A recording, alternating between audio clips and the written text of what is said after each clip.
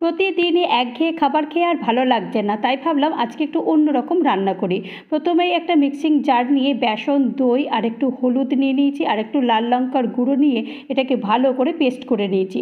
পেস্টটা একটা বোলের মধ্যে ঢেলে দিয়েছি। ঢেলে দেওয়ার পরে তারপরে একটু পরিমাণ মতো অর্থাৎ 2 কাপ জল দিয়ে ভালো করে এটাকে মিশিয়ে রেখে দিয়েছি।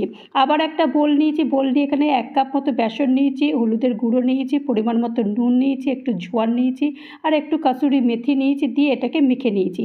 মেখে নেওয়ার পর তারপরে এখানে পেঁয়াজ কুচি দিয়েছি, ধনেপাতার কুচি দিয়ে একটু বেশ ভালো করে প্রথমে একটু ভালো করে মেখে নিয়েছি। কারণ মাখতে মাখতে একটু বেশ জল জল বেরিয়ে গেছে, কারণ পেঁয়াজের মধ্যে একটু জল থাকে, তো সেই কারণেই জল বেরিয়ে গেছে। আর একটু বেকিং সোডা দিয়ে দিয়েছি, দিয়ে ভালো করে মেখে বেশ পাকোড়াগুলো বেশ বড় বড় করে বানিয়ে নিয়েছি। পাকোড়াগুলো তৈরি হয়ে গেছে, আর এই পাকোড়াগুলো খেতে না ভীষণ ভালো লাগে, ডাল দিয়ে তো ভীষণই ভালো লাগে।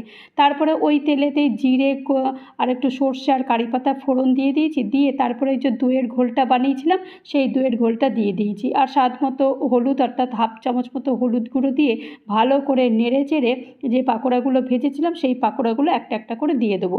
দিয়ে দেওয়ার পরে তারপরে ওপর থেকে একটু ধনেপাতার কুচি ছড়িয়ে দিয়ে এটাকে ঢাকনা দিয়ে রেখে দেবো।